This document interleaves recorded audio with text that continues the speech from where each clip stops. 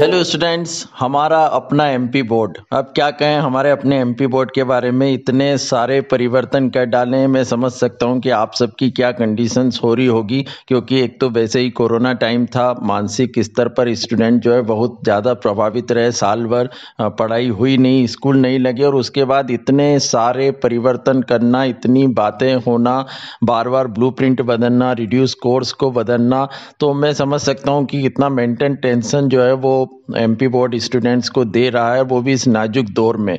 तो कम से कम अब तो शर्म करना चाहिए एमपी बोर्ड को। तो स्टूडेंट्स पहले जो था वो जुलानिया जी ने कुछ तो भी एक्सपेरिमेंट किए स्टूडेंट्स के साथ, कुछ भी ब्लूप्रिंट बनाया, कुछ भी जो इस साल में संभव नहीं था वो करते गए। स्टूडेंट्स उससे एडजस्ट हो ही नहीं पा रहे थे कि फिर जो ब्लूप्रिंट आया तो थोड़ा सा स्टूडेंट्स को लगा कि चलो अब 2 महीने बचे हैं तो हमारे लिए सही ब्लूप्रिंट होगा। परंतु सडनली जो 12th का ब्लूप्रिंट आया उसमें फिर से रिड्यूस जो सिलेबस था वो चेंज कर दिया। तो स्टूडेंट्स काफ़ी परेशान हो रहे हैं कि करें क्या, पढ़ना है या नहीं पढ़ना है, या हम यही तमाशा देखते रहें। तो एमपी बोर्ड इस साल जो है वो तमाशा बन के रह गई है। खुद उलझन में समझ ही नहीं पा रही है कि ये क्या हो रहा है। और एग्जाम की डेट तो स्टूडेंट फाइनली बढ़ना ही है इस कंडीशन में, क्योंकि अब टाइम से एग्जाम लेना एमपी बोर्ड के लिए भी मुश्किल है, और आप लोगों के लिए तैयारी करना भी। तो बहुत जल्दी ही जो है वो टाइम टेबल भी चेंज होगा ही। परंतु अभी जो 12th का ब्लूप्रिंट आया था, 10th के स्टूडेंट सेटिस्फाई थे, पर 12th के जो स्टूडेंट्स हैं उसमें रिड्यूस सिलेबस में सीबीएसई वाला पैटर्न जो है, रिड्यूस जो पार्ट था वो एमपी बोर्ड ने लागू कर दिया। तो अब स्टूडेंट्स के सामने ये कंडीशंस आ गई थी कि जो चैप्टर पहले आनन फानन में एमपी बोर्ड ने कुछ तो भी डिलीट किए थे, जो 30% था ही नहीं, तो वो वापस आ गए हैं। तो स्टूडेंट्स के लिए अब ये हो गया कि उनको फिर से पढ़ना पड़ेगा। इंग्लिश में काफ़ी चेंजेस हुए, फिजिक्स, केमिस्ट्री, मैथ्स में भी हुए।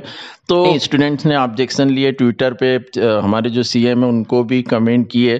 तो उसके तहत जो है एमपी बोर्ड अब फिर से विचार कर रहा है, और 9 तारीख तक जो मीटिंग होगी उसमें ये फाइनल किया जाएगा कि अब फाइनली क्या ब्लूप्रिंट दिया जाए। परंतु ये जो कुछ ड्रामा चल रहा है, स्टूडेंट्स बहुत परेशान है।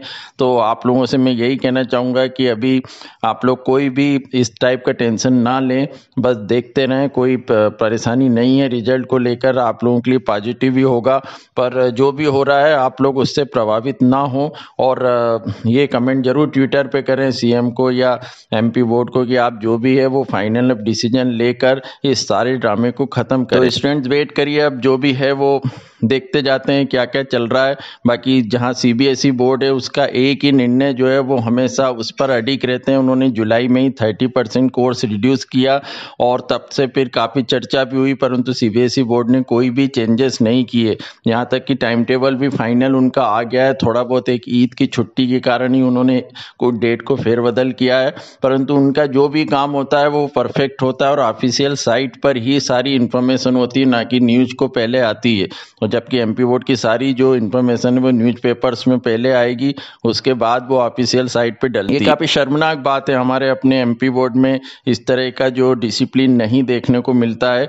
खैर, अब जो भी है वो हम वेट ही कर सकते हैं। तो देखते हैं अब 9 तारीख के बाद ब्लूप्रिंट में क्या क्या चेंजेस होते हैं।